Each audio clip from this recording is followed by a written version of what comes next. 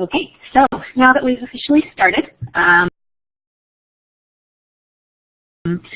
would like to welcome you all to our Faculty Lightning Talks tonight, sponsored by the San Jose State University Student Chapter of ASIS&T, as I'm sure you all know.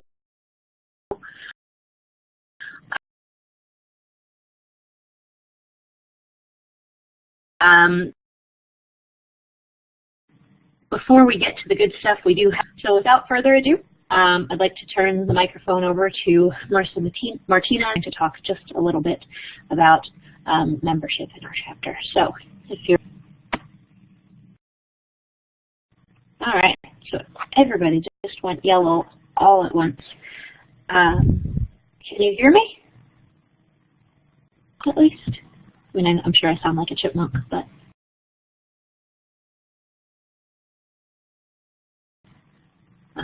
Okay, looks like it's starting to clear up. Okay.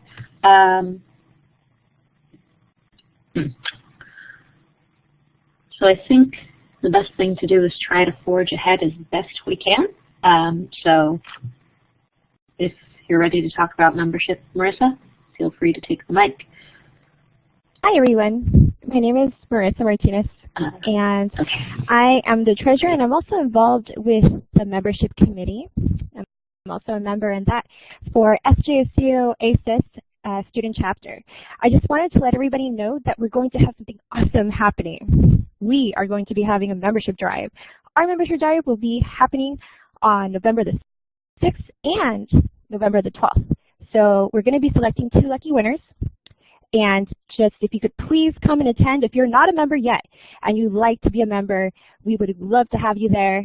Come, we're going to have a pre-registration on November 6th so you can get an idea of our chapter, and so we can help you out in anything regarding classes that you may be considering taking in the spring. So what I'm going to be doing shortly is I'm going to be posting a Prezi that was made for the student chapter. And I'll be giving you a link so you can get an idea regarding our chapter and all that. And I'm going to be giving you our Gmail address, our email address, so that if you have any questions, you can email us there. And thanks again for coming. And this is going to be such an awesome night. Thanks, everyone. Awesome. Thank you, Marissa. Okay, so the second thing on our list of official business things to do is I'm going to ask you to take a look at the slide in front of you. We notice at the bottom we have a post-event survey. After the event, if you could, please do fill that out so that we can collect information on what you like, what you didn't like about this, and help us continue to offer events like this in the future. Okay, so with the business out of the way, we'll get started with the actual content of tonight's event, which we're really excited about. So this is the Faculty Lightning Talks. We've got 5 San Jose State professors here who are going to be telling us about what research they've been doing lately. But they only have 10 minutes to talk about it. They've each submitted 10 slides, which will be automatically advanced after 1 minute. You get 1 minute per slide, 10 minutes per presenter. We'll just kind of see what new and exciting things our faculty are doing. The presenters will be presenting in alphabetical order by surname, by last name.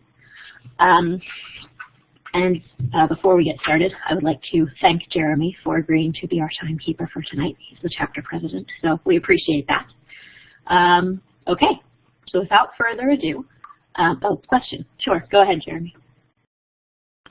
My question is, how do you want me to stop the speakers when the 1 minute is up on your last slide?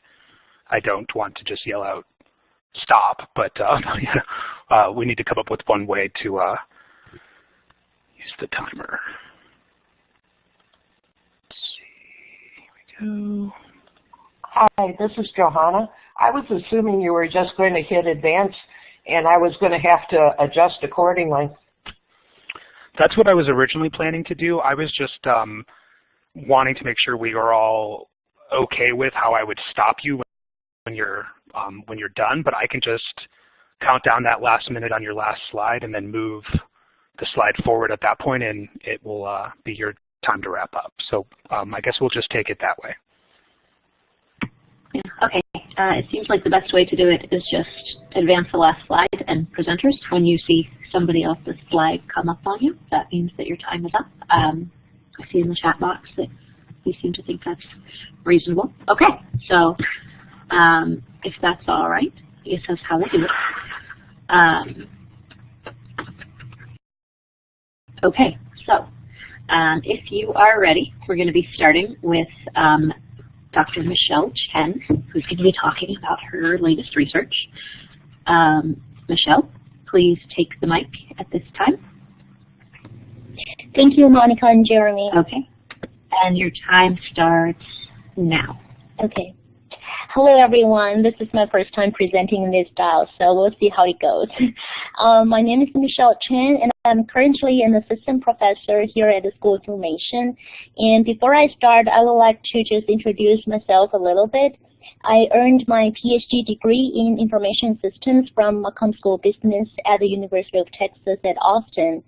Prior to joining the iSchool, I taught in several universities, including the University of Connecticut and the University of San Francisco. Currently, I'm also part of the San Jose State University's Cybersecurity and Big Data Initiative, in which faculty members from across the campus, including computer engineering, computer science, school of information, psychology, and college of business, work collaboratively to develop research and curriculum specifically in the field of cybersecurity and big data. I am also teaching courses related to big data analytics and management, information visualization, and project management. So today I'm very honored to be here, and I'll present some of my research interests and projects.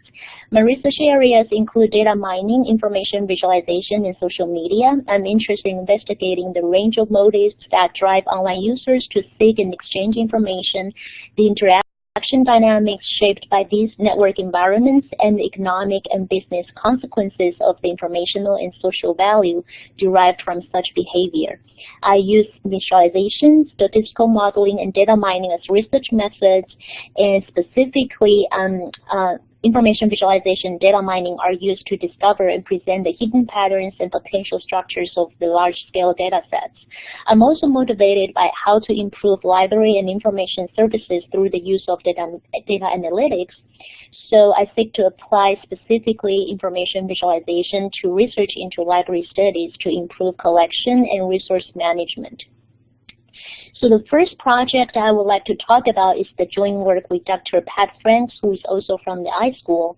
The project aims to understand citizens' trust in government through sentiment analysis on Twitter data from citizens' responses to government's posts. So in this study, I collected over about 1 million tweets with some web scraping API from January 2013 to August 2014 for 20 city accounts, 20 mayor accounts, and 20 police department accounts. Those cities were chosen with the goal of diversity in geographic location, population size, and demographics. I then conducted sentiment analysis on those tweets. So for sentiment analysis, I wrote my own program in the open source R software and conducted a so-called bag of words approach, which simply compares the tweets word by word with a predefined lexicon of positive and negative terms. So you can see some of the sentiment analysis results here. The sentiment analysis will classify the tweets into 3 categories: positive, negative, or neutral, and the results were visually presented with the trend of sentiments over time, as you can see from the left figure, and a word cloud that shows some major tweet interest at a certain given point of time in the account. So we use these categories as indicators of citizens' attitudes towards government's messages posted on social media. So it could be positive, negative, or neutral. But some of the challenges include that sentiment analysis on micro-blocks or unstructured, really short text can be very challenging, especially when people use a lot of emotions and icons in their text. So it's kind of challenging to identify their sentiments. So currently we're developing a data mining predictive model, which we hope could improve the results. The second project that I would like to talk about is doing work with my doctoral students about quantitative analytics for library user engagement through mining with Pinterest. So libraries are increasingly using social media to connecting their users in an innovative way. So they make use of social media with the purpose of being part of their communities or promoting library services and events. Social media has become a significant platform. However, there has been little empirical investigation into the success of social media used by public libraries. So in this research, we study a recently popular social media, Pinterest, which is a new visual discovery social medium in which people can upload images and then collect ideas coming from different users with the same interests. The ability to discover users' interests can greatly help libraries to engage users through more strategic interactions. So while I know many of you may have already been familiar with Pinterest, but while Pinterest gives the libraries a lot of free flexibility to select and organize the content they posted on the Pinterest site, a well-studied user engagement strategy can help the libraries provide many high-quality participatory services online to better understand the needs of their users and post more interesting content. So in an article titled 20 Great Ways Libraries Are Using Pinterest right now lists 20 different methods libraries are using on Pinterest to engage with their communities. So we base on those 20 methods and collect all boards of 10 geographically distributed public libraries in the United States as our research context. And to understand how public libraries are using Pinterest to generate conversation, moving towards a participatory service, we categorize library 20 user engagement methods into 4 categories: literature exhibits, engaging topic, community building, and library showcasing. And we do an in-depth quantitative data analysis on these Pinterest boards. We collect data, primary data such as boards and pins, and also other, and data analysis code has been developed based on Pinterest metric filtering, including the pin, followers, following, repin, likes, and comments. And through the metrics mining of Pinterest, we explore the potential patterns of user behavior. Our initial findings suggest that engaging topic appeals more users' contributions on its pins and repins comparing with literature exhibits. And the results also shows that library users like to participate active services created by library, and the libraries need to spend more time, much more time and efforts contributing to creative designs on some topics, rather than simply posting a book cover. Okay, my third project.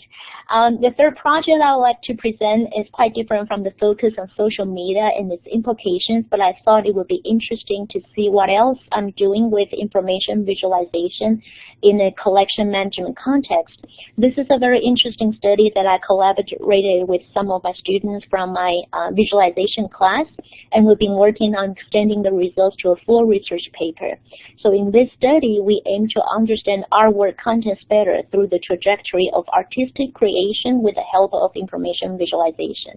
We studied the artwork from the famous painter Bob Ross, and we started with a data set that described the paintings created in Bob Ross's 11-year run of his The Joy of Painting show.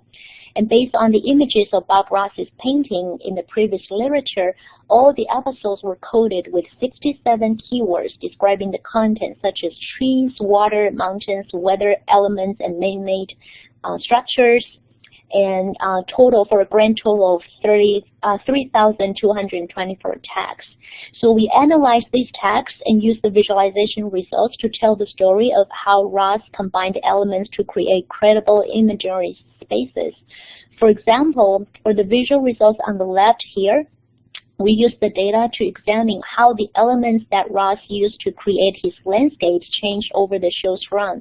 We tracked the elements by the number of times they appear in a season. To show the relative quantities of each element, we created a bar chart that showed how many times each landscape element appeared during each season. So the chart produces a sort of average image for each season, tracking the changes. And the number of trees, it shows that remain stable, while other elements such as grass vary tremendously. And we also show how Ross described the Musso paintings with the painting's title. So Okay, so this brings to the end of my slide, and I hope I know it's kind of short and brief, but I hope my research project seemed interesting to you, and that the presentation has given you a good picture of what I have been doing. And unfortunately, I have to leave earlier before the meeting ends because I'm actually attending another conference.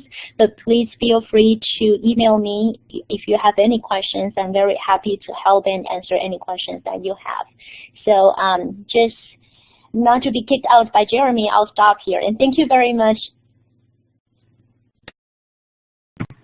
Awesome. That was very interesting, Dr. Chen. Thank you. So move on to the next presentation, which will be by Meredith Farkas. Meredith, if you could take the mic, please. Yeah, I've got it. All right. Well, thanks for having me today. I am a reference librarian at Portland Community College, and I teach a class for the iSchool on embedded librarianship. And this, over the past 3 years, have been working on a study about building a culture of assessment. As you probably already know, assessment is a major strategic priority in academic libraries, but it's really difficult, we've found, to create an actual culture of assessment. And for the purposes of this study, we defined a culture of assessment as one where assessment is a regular part of institutional practice. It's a core part of what the library does, just like purchasing materials or staffing the reference desk. As a result, it's well supported and integrated into everything the library does. And assessment isn't just something the organization does because of external pressures from accrediting bodies or the institution. It's something they do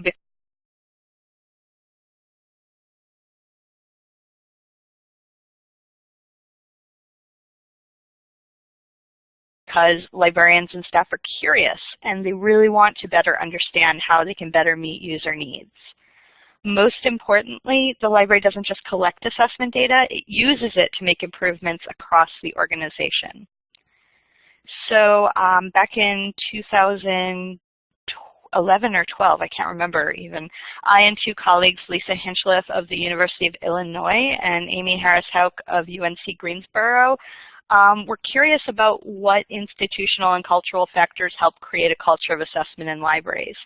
At the time, we were all instruction coordinators at large universities tasked with helping to create a culture of instructional assessment.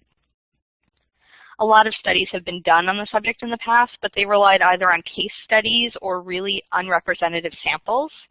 So we sought to do a more systematic study by emailing all U.S. academic libraries and allowing only one response per library from the individual who has the greatest responsibility for assessment at that library.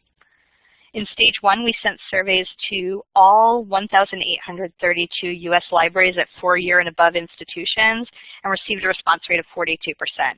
In stage two, we looked at community college and received a 31% response rate. Really good.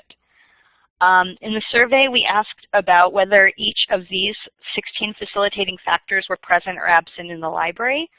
These factors came from a thorough review of the literature of libraries and higher ed around what it takes to build an assessment culture. And it's not a definitive list. I'm sure some of these can be condensed. If a library responded that one of these facilitating factors was present, we followed up by asking if they believed the presence of that factor helped their library build an assessment culture. If it was absent, we asked if they felt the absence hindered them in building the culture. Through those responses, we could look at the factors that libraries felt most hindered and help them in building an assessment culture. And we found that the presence of each of these 16 factors was significantly associated with having a culture of assessment. So there's no one magic bullet we can point to. We found overall that 60% of academic libraries report having a culture of assessment, which seems pretty positive. The percentages are higher, as you can see, for community colleges, libraries, and MA granting institutions, but the differences aren't statistically significant. We also didn't find any significant differences between public and private institutions in terms of building a culture of assessment. One caveat with this study is that culture of assessment is clearly something that's really in the eye of the beholder.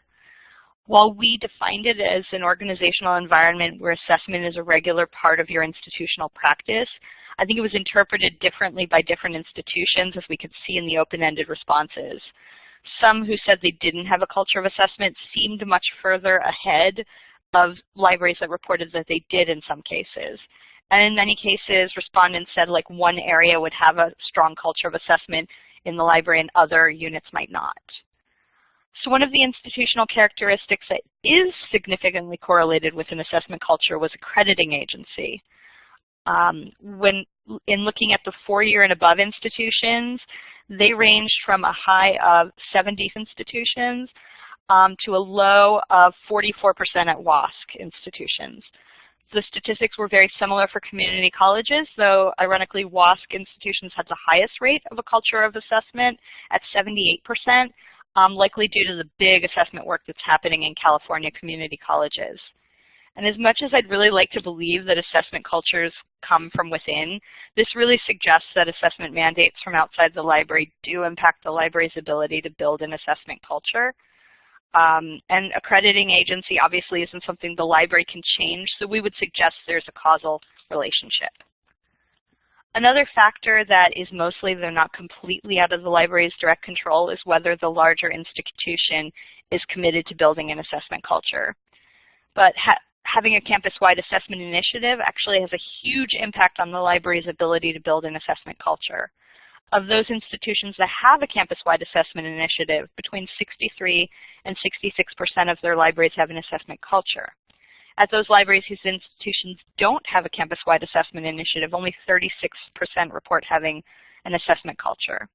And we found that of those institutions that have a campus-wide assessment initiative, only 79% of the libraries are involved in it. Those libraries that are not involved in the assessment initiative are even less likely to have an assessment culture. Like the previous slide, this also suggests that assessment pushes from the outside can help create an assessment culture. Sometimes it takes a sense of urgency to really create that sort of assessment culture. When we looked at the presence of the facilitating factors across libraries, we found that the two with the lowest percentage of libraries reporting their presence was having an assessment plan and having a clear expectations for assessment. Only 41% of 4-year institutions report having an assessment plan, and 46% of 4-year and above institutions report having clear assessment expectations. And these seem so fundamental because they're about being on the same page in a library, and I don't know how you could build an assessment culture without it. Not surprisingly, we found through various analyses that their presence or absence had a significant impact on a library's ability to build an assessment culture. Of those having both, 92% of libraries have an assessment culture. Of those who don't have a clear plan or expectations, only 32%, so that's quite a difference. The literature has suggested that administrative support of assessment is critical to building an assessment culture, and we've found this to be true. The results below are from stage 1 of the study, but we found similar results among community college libraries. We found 78% of academic libraries report assessment is an administrative priority, and of those, 71% have an assessment culture, well above the average for the total population. Of those who report administration uses assessment data in decision-making, 78% report a culture of assessment. This is a good measure of whether administrators just talk the talk or also walk the walk. Of those libraries that report administration offers explicit support for assessment, 70% report having an assessment culture. And of those libraries that report the presence of all 3 factors, 86% report having a culture of assessment. And though it would be difficult to build an assessment culture without administrative support, our study showed that it's possible with the presence of other facilitating factors. One of those is the presence of individuals or groups in the library responsible for instruction and assessment. We specifically looked at people who coordinate or head up library instruction or assessment, or committees focused on that. Being coordinators ourselves, we'd hope to see that these positions make a difference, and the results do suggest that. As you can see, having different individuals or committees responsible for instruction or assessment is strongly associated with having a culture of assessment. You see rates from 66% for an instruction coordinator to 86% in the presence of an instructional assessment committee. only 52% of libraries that have none of the listed committees and 53% of libraries with none of the listed positions report having a culture of assessment. That is a majorly statistically significant difference. While we didn't find a single silver bullet for building an assessment culture, I think it would be useful for any library to look at which of these facilitating factors they do or do not have as they develop their own assessment initiatives. We also learned a lot about where academic libraries currently are in terms of assessment to provide a nice portrait for the profession.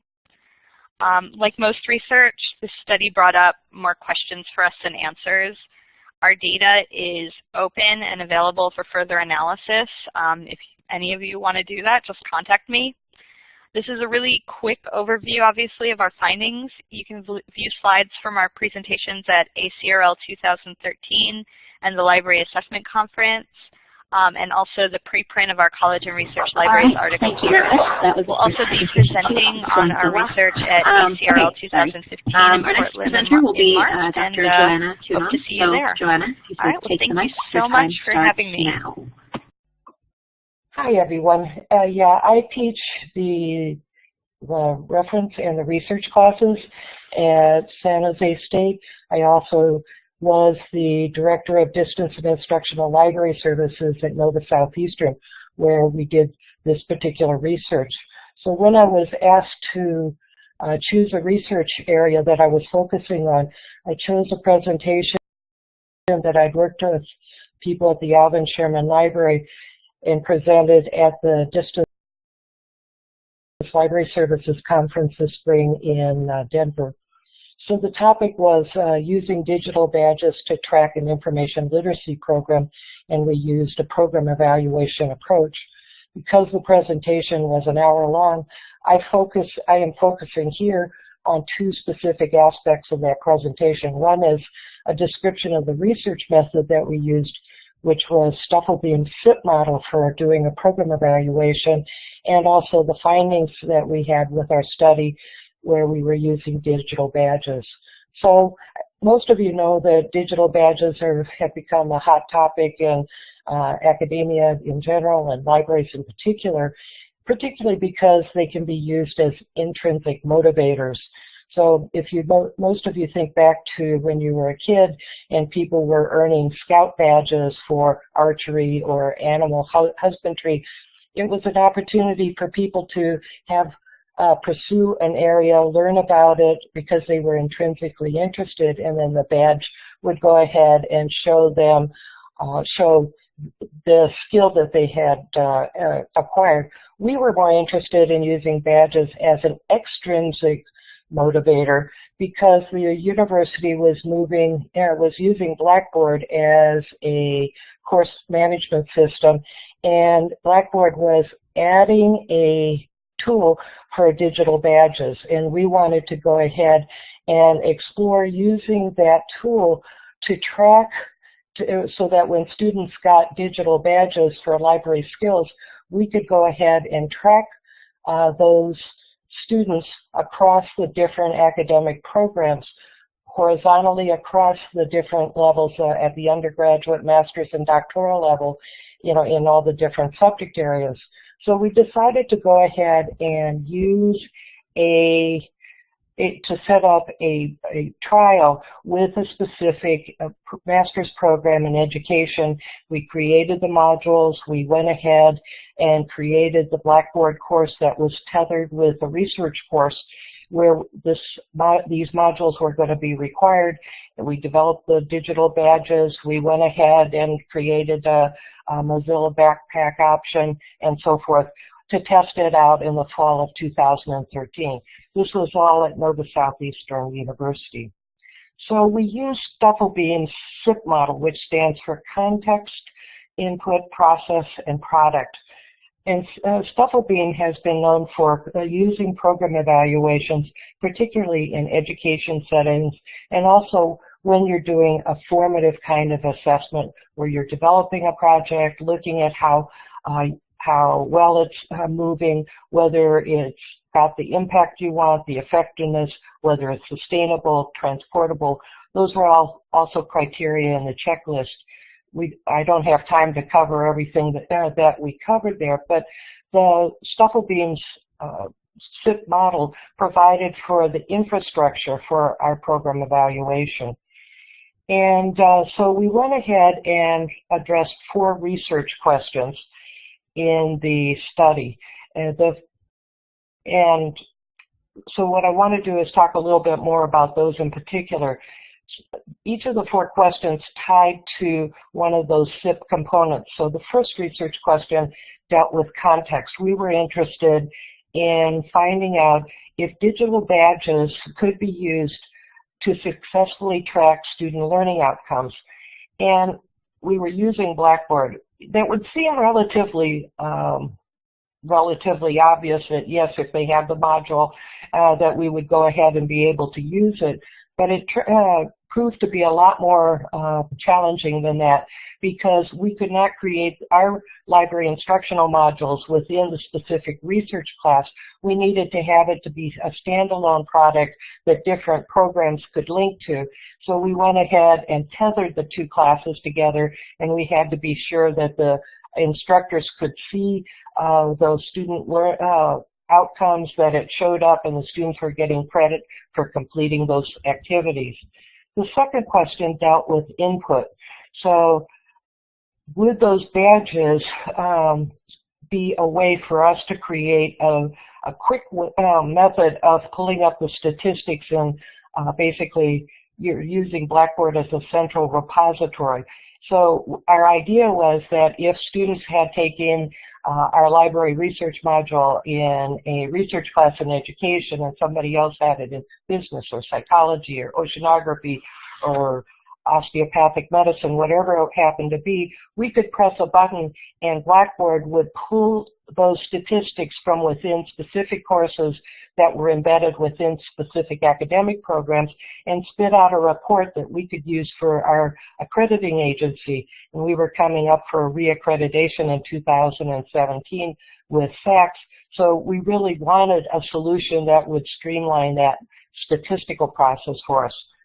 The third question had to do with process, and that was the library modules that we were creating. So that part was relatively easy. We already had experience with developing learning outcomes, instructional modules, videos, embedded questions, things that were auto-graded and so forth. But we had to be sure that the modules that we were developing were going to be scalable, that what we were going to do with one program was we were going to be able to replicate not only in that program, but across the university for 25,000 students potentially when everything was implemented. So that was what we were focused on as we were looking at those modules that we were creating. And the other issue that we were focused on was whether the underlying library skills, we could create certain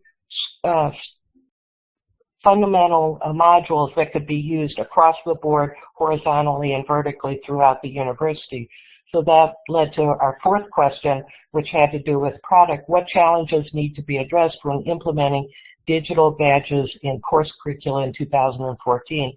Well, we were way over ambitious with the 2014. The pilot study proved a lot smaller than we had originally anticipated, and what we found out was that it was going to require a lot more work with the various academic programs to develop these modules and get everything implemented. But we were interested in going ahead and pursuing this across the university and come up with a systematic way of providing our information literacy training that was embedded throughout the university. So if I had to sum up our findings in about one minute, I came up with a thumbs up, thumbs down approach. So for the central statistical repository, I'd have to say that turned out to be a thumbs down. The Blackboards did not have the capability to pull the kind of reports we wanted from embedded within specific academic programs and then pull them from within specific courses. So we could not generate the kinds of statistics we needed. the badges themselves worked as tracking devices, but they were pointless if they didn't go ahead and help us create those statistical reports. So that wasn't something we wanted to go ahead and pursue in the long run. But then we looked at the modules and decided that the modules that we had developed that addressed specialized academic skills and subject content areas were useful, but that we also had to go ahead and address the underlying core capabilities that everybody would need. So basically, we liked the idea, but it's going to require a lot more work. And if you're interested in more details, you can look at the conference proceedings from the Distance Library Service Conference, the 16th conference, and this is also going to be published in the Journal of Library and Information Services for Distance Learning, and I believe it's their next issue. So I hope this helped, and I'll turn the mic over to Jeremy. Thank you. All right, Dr. Tunon, thank you. Another excellent presentation. Let's see. Next up, we have Beth Wrenn-Estes. Beth, if you could take the mic now. Okay, hi, everybody. Your time starts now. Thank you. Hi, everybody. I'm Beth Wrenn-Estes, and I am a full-time lecturer in the program. This spring semester will be the beginning of my 8th year, which it's been an absolute delight to have the practitioner working in a full-time job and also teaching, and now I'm full-time, so it's a delight. I have a master's in social work from the University of Southern California, and I also have a master's in library and information science from the University of Denver. And I teach exclusively in the youth services track in the program. Over the past year and a half, Dr. Hirsch entered into a partnership with the State Library of California and drew me in to start attaching early childhood literacy into our curriculum. And so this fall, we actually introduced our first early childhood literacy class, which I have the honor of teaching.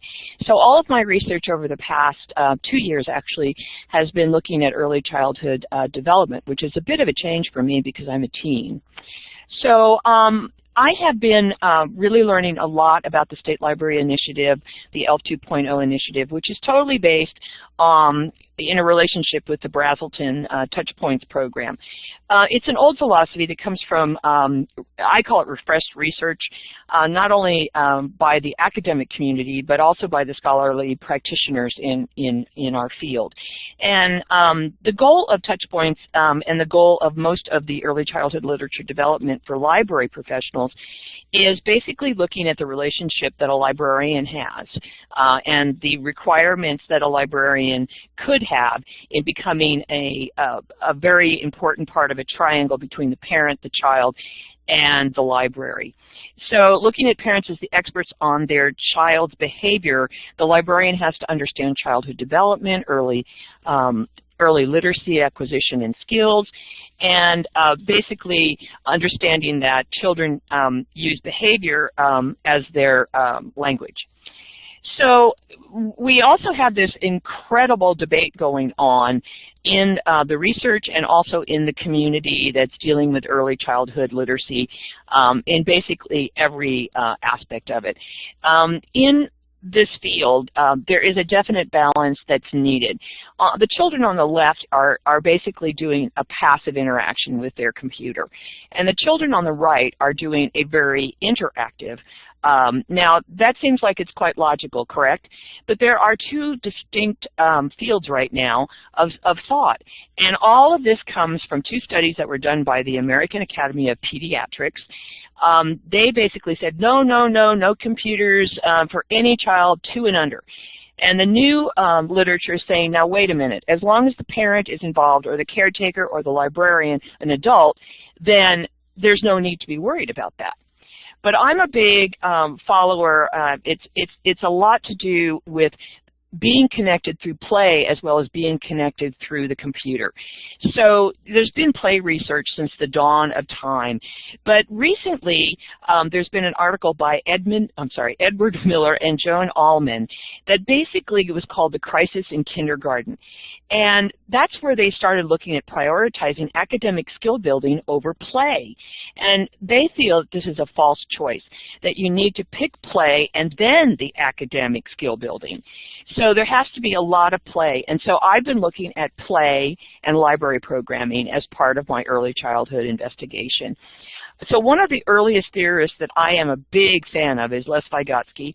And of course, if you're familiar with him, you know that his whole research premise was that learning and social interactions with adults and peers came from play. So the newest thing in our field is that we all, as information specialists or librarians dealing with children, we need to look at becoming a media mentor.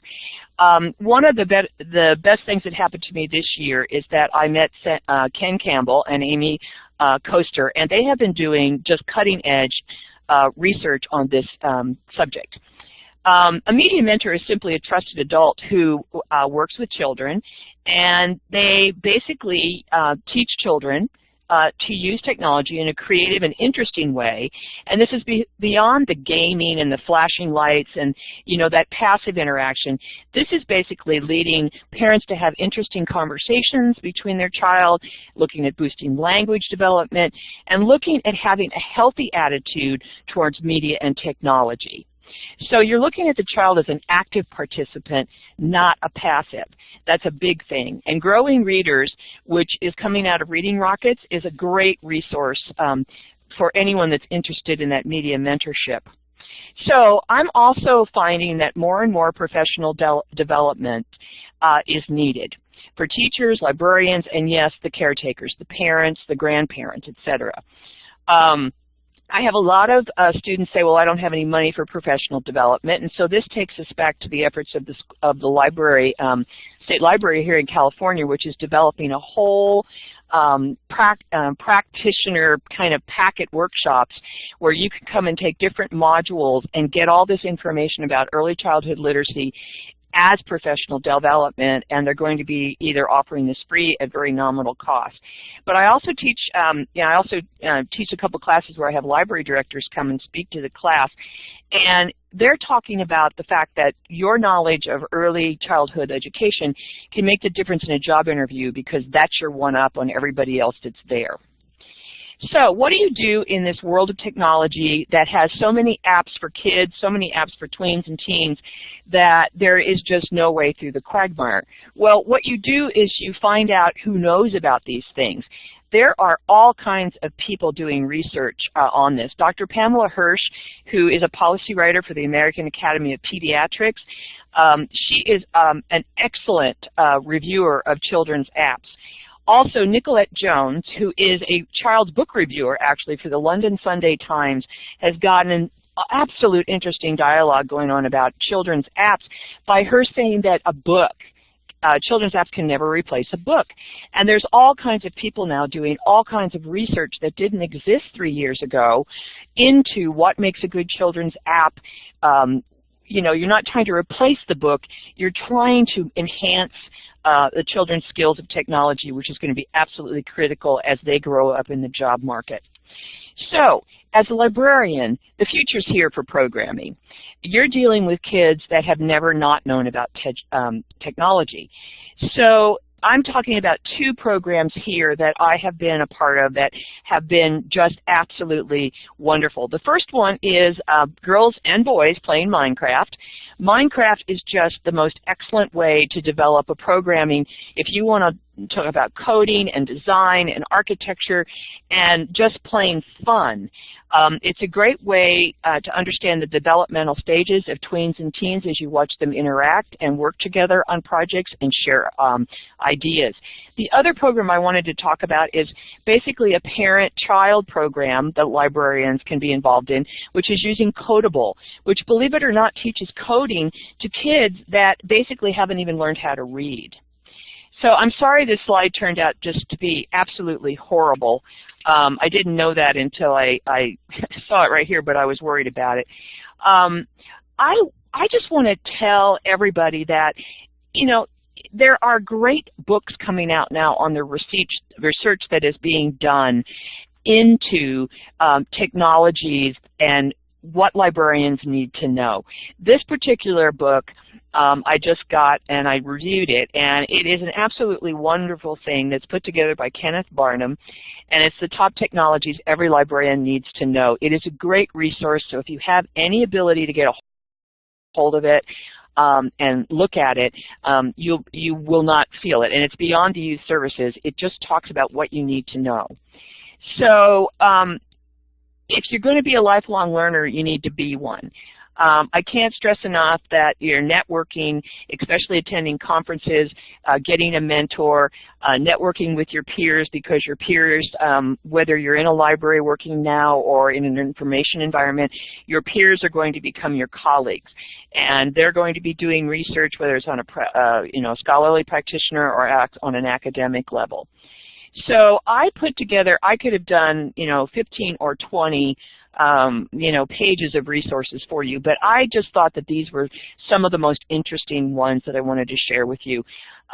There are so many people doing such wonderful things with technology and interactive media for children, and one of the greatest sources that I've gotten involved with is Ken Campbell's listserv, which is just a bunch of people that talk about research, talk about what's needed. It's a closed listserv, but I've listed it here. Ken just asks you a couple questions and then links you into it, and it's a wonderful way to learn what other people are doing, express your ideas, free exchange of that. So that's all I have to say, and this is my first time doing this, and thank you very much for listening. All right, thank you, Beth. I think you did really well for your first time, and just generally. All right, Lei, I see you've already got the mic, so Lei Zhang, your time starts now. Good evening, everyone. I'm Lei Zhang. I started teaching for San Jose since this summer. I received my PhD in Library and Information Studies from the University of British Columbia. My research interests are in the areas of information organization and information interaction. Thanks for this opportunity to share my research. As you can see, genre reflection, this term is originally used in Reader's Advisory. I want to use this term here for reflection on the applications and implications of genre to the organization of information. What is genre? A mystery novel, presidential inaugural address, documentary film, country western music, cookie recipe, or personal blog. Genre can suggest what our document will look like, that is form, and consequently what it means, that is content, and ultimately what it's used for, that is function. Genre used to be taken as the entire document. I'm looking into fine-grained genres within document level. I call it functional units, that is a chunk of information embedded in a document, and it's distinct in terms of its communicative function. First, I developed a taxonomy of functional units within 4 major components: introduction, methods, results, discussion, through document analysis, and user surveys. My corpus is a journal research article genre in the psychology domain. Here is a task-centered functional unit taxonomy. In the first column are 5 information tasks. The functional units were classified into 3 columns according to how useful they were for each task: primary, related, additional, related. Primary functional units and related functional units are in their same primary component. Additional related functional units are in other 3 components. Let's take a close look at their task, learn how to. For task learn how to, the primary component is methods, and there are 3 primary functional units: describe materials, describe tasks, and outline experimental procedures. The related functional units are also from the method's components. The additional related functional units are in components other than methods. Just imagine if we only focus on the central meaning in the circle, 3 primary functional units, and then extend our reading to related functional units in the same components, and their additional related functional units in different components. That will largely improve our reading experience. And based on the above results, I designed and implemented a prototype interface with XML and XSLT. This is a screenshot of the prototype. On the right pane, the functional units in 3 categories are put into 3 boxes. The primary functional units are in top hits, the related functional units are in next to best hits, and the additional related functional units are in more. When the highlight button is clicked on, the relevant paragraphs with that functions will be highlighted in the same color. On the left pane are the paragraph number and the labels indicating the functions of each paragraph. I used mixed methods, including post-task and post-study questionnaires, screen recordings captured by Maria software, and retrospective interview transcripts.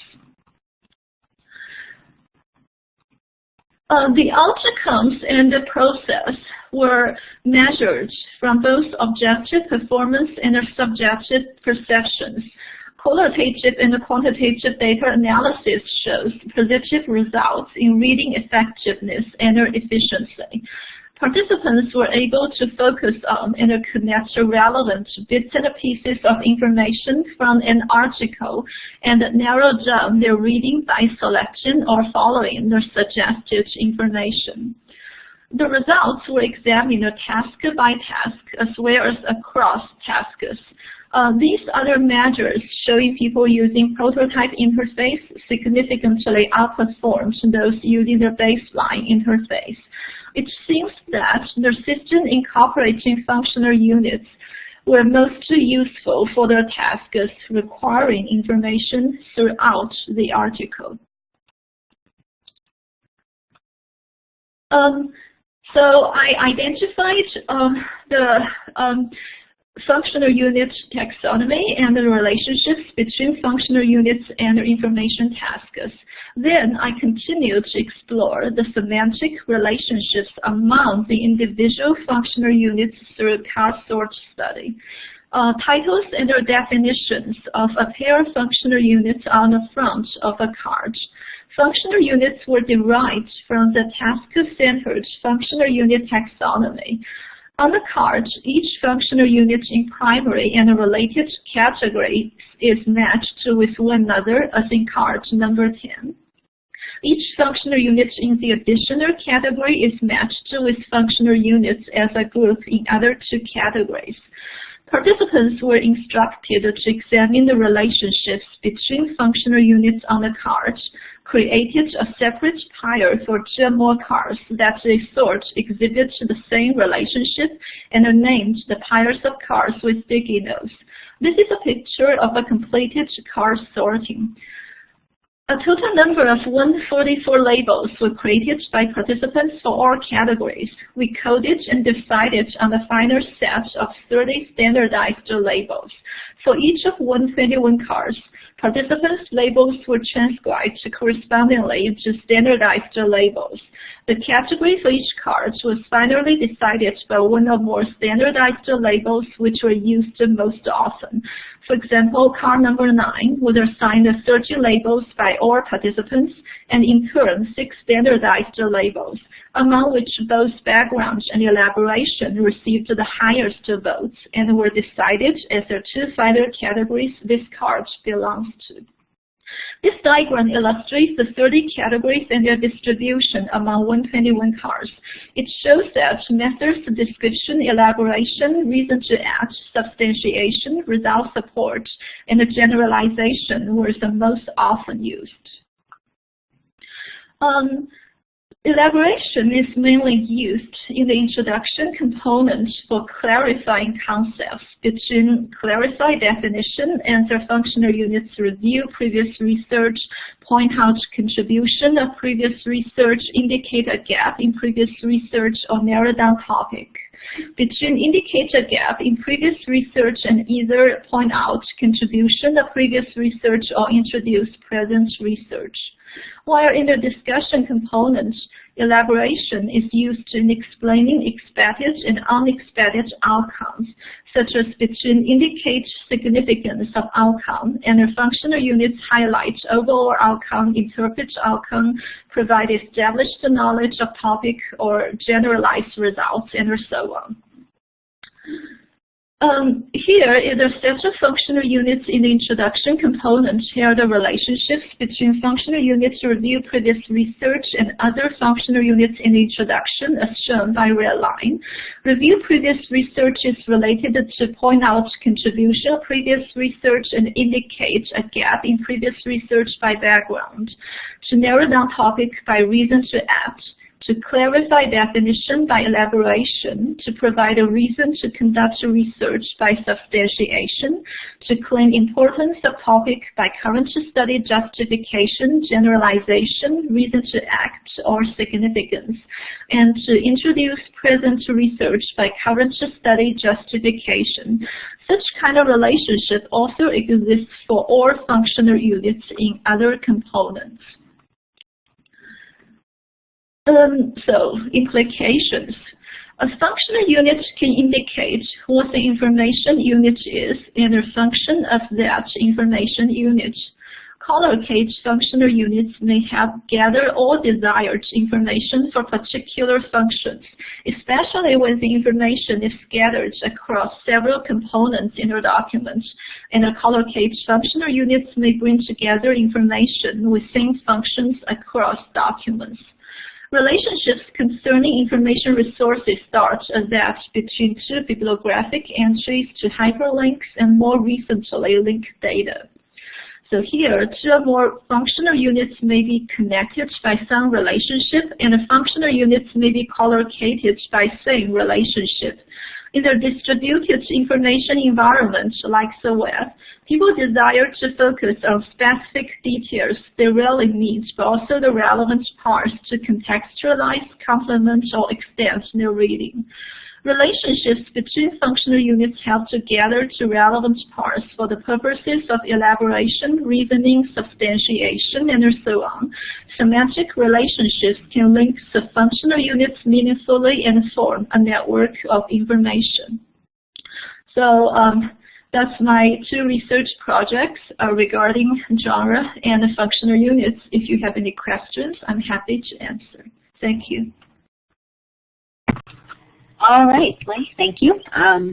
Another good presentation. I think everybody's went really well, so I want to thank all our presenters again for volunteering to present for us tonight. And now, if anybody has any questions, I'd like to open the floor for that. If you have a question, feel free to raise your hand, take the mic, use the chat box. Now, Dr. Chen has already left, but I'll post your email address in the chat box again in case anybody has any questions specifically for her. Other than that, the floor is open. Jeremy, awesome. Go ahead. Hi there. This is actually a question for Dr. Tunon. And I was just wondering, this was hard for me because I was obviously trying to keep time and take notes at the same time, which was very difficult. But I wrote down something about your research corresponding with an assessment project that was coming up. And it just, something went off in my head linking your talk to Dr. Farkas's talk. And I was just wondering if that assessment was a driving factor in the digital badge research that you did, and exactly how that sort of accreditation, I think you said in 2017, played into that, and if you're going to be able to use those results in any way for that. Well, I didn't have enough time to really get into the fact that when I was the Director of Distance and Instructional Library Services at Nova and we were first launched this particular study, I decided to go ahead and take retirement. And so I retired in July of 2013. So we fleshed out the plan at the time, and I did most of the writing for the proposal and presentation, but it was my co-workers at Nova Southeastern in the Alvin Sherman Library who actually implemented it. I think that since I've retired, they've moved forward with that project, not using the digital badges per se. They really, the whole business with Blackboard using digital badges to pull reports did not work anywhere like what I'd wanted it to. I really wanted us to be positioned for accreditation, and so right now they're moving more towards a one-credit course. So since the time we presented those conference proceedings this spring, they're continuing to develop modules that are embedded in specific classes, but they're also getting ready to launch a one-credit course that the president has authorized, and I'm not sure at this point whether at what levels it'll be embedded, whether it'll be across all of for the undergraduate programs, which for us is 20% of the overall university, or at the graduate levels, master's and doctoral. So as far as the upcoming publication, that was the fact that the conference paper that we presented this spring is going to be published in the Journal of Library and Information Services and Distance Learning. It's Taylor and Francis publication. So they're just republishing it basically, but it'll make it available. I checked online while we were having some other presentations in the conference proceedings. I don't think will be available unless you can get a print copy of it for 2 years electronically. Does that answer your question? Yes, thanks. And actually, I'm just going to go into my follow-up question, which is for Meredith. Dr. Farkas, I hope you can hear me better now. I was just curious, I'm not sure if you heard my question for Dr. Tunon, but I was wondering if in your research, if you had looked at all of how having an assessment culture leads to innovative types of assessment like the Digital Badge Project.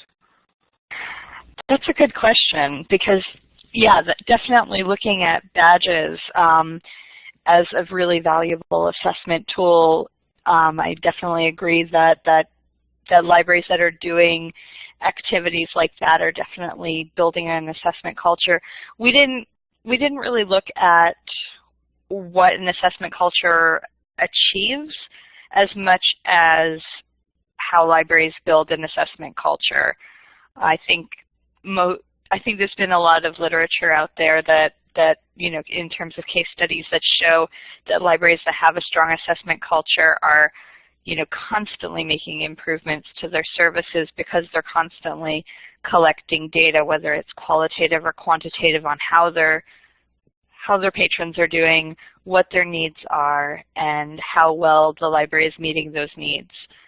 So I think you could say that there's certainly been a lot of research out there on the benefits of an assessment culture, but we were looking more specifically at like what it actually takes to build an assessment culture, because so many libraries just seem to be flummoxed by the idea of actually taking it on, and I think as a result they end up doing nothing because they feel like they have to be doing this perfect assessment work, when really just focusing on simple things that you can measure and things that are interesting and that people in the library are curious about is often a fantastic way to start doing assessment work.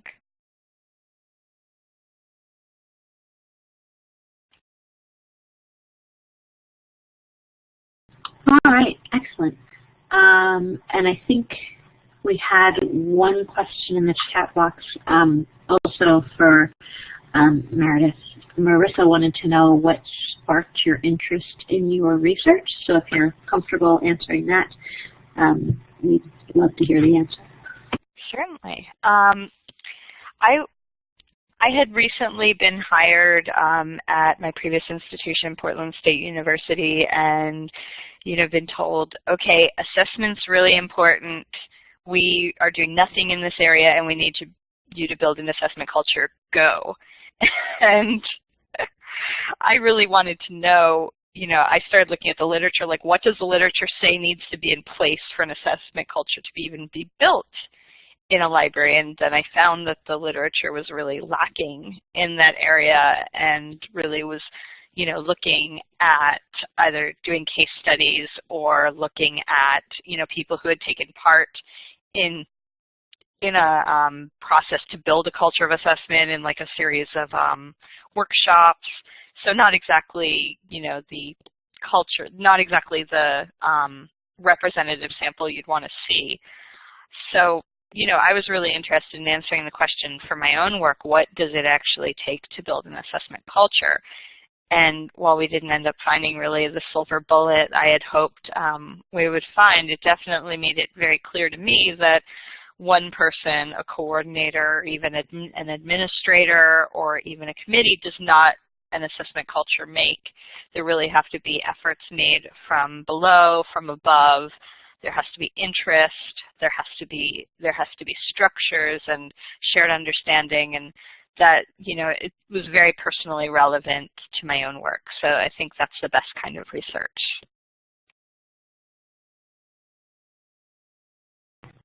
Great, thank you. Okay, so, Jeremy's got another question. Go, Jeremy. Me again. Before we signed off, I was just, if any of the speakers had any feedback for us about the format. It's pecha kucha is something that is usually a lot faster, and the whole idea of it is this sort of, I think it's as little as 15 or 20 seconds, I think. I'm not sure, but it's like a very tiny time frame, and I've seen it modified this way for other academically oriented talks. So I was curious if anyone has any feedback about that. I would love to hear your feedback. Okay, so Meredith, that's great. Thank you. Well, Jeremy, I just wanted to say I have never done it, and this is a first for me, because I usually am given, 20 minutes to an hour to talk. So this was a real challenge for me, being to get it concise enough. So I have to tell you that while it was stressful, it was also very fun. So thank you for inviting me. That's great. I've seen people do them the same slide for the same slide for 10 minutes. I've seen people do random slides with absolutely no content, just images, and they just talk, essentially. So it really does, lend itself to different forms of creativity. But yeah, it also, you are being timed, and the heart of it is sort of sticking to that time frame. And everyone did such a fantastic job. So I'll shut up now and let everyone ask questions, or let Monica wrap up. But thank you all again for doing this. I think it went very well, and I hope it wasn't too stressful for anyone. Yeah, I'll second that. I thought it went very well. I can't believe that some of you are first-timers, considering how well you adapted to the 10-minute restriction. I don't know that I would have been able to do that personally, or at least not with as much grace as you guys did. So does anybody have any last questions for our presenters? Or I guess if nobody does, then this, so this officially concludes our event tonight. Folks, on your way out, please don't forget to take our post-event survey. Let us know what you thought, what we can do better, all that sort of thing. Also, we hope to see you in next week, November already.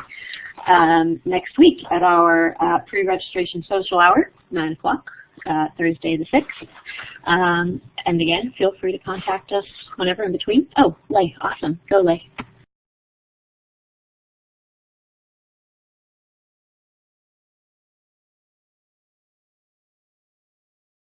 Okay, I see you put in the chat box, thanks for the event. You're welcome. I'm going to turn off the recordings now, and I hope everybody enjoys the rest of their evening.